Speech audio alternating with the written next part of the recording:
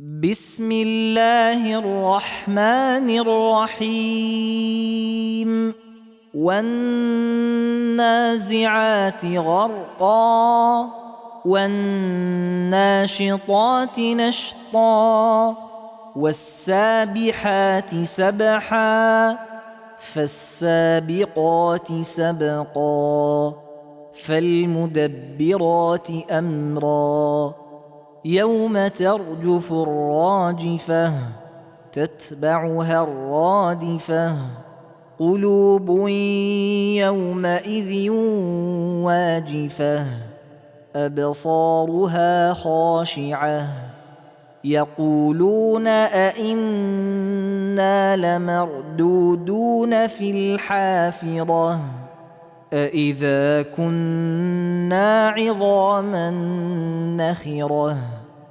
قالوا تلك إذا كرة خاسرة فإنما هي زجرة واحدة فإذا هم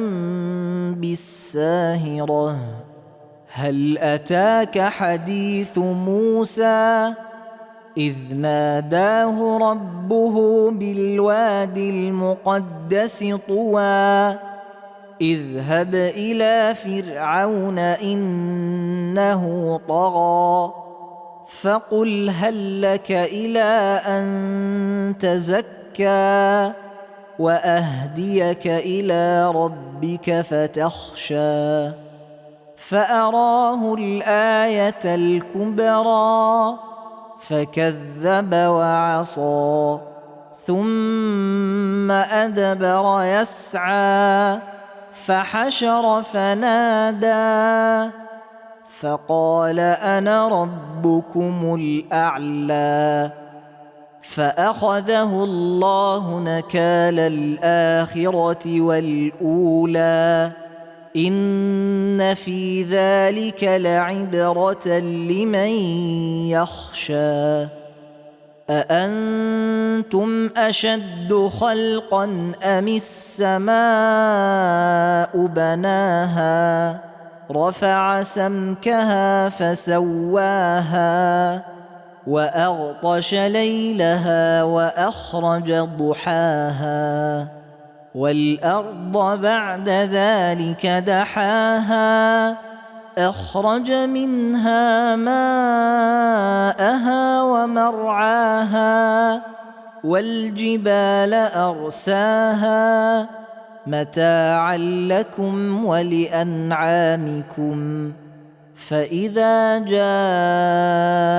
الطامة الكبرى يوم يتذكر الإنسان ما سعى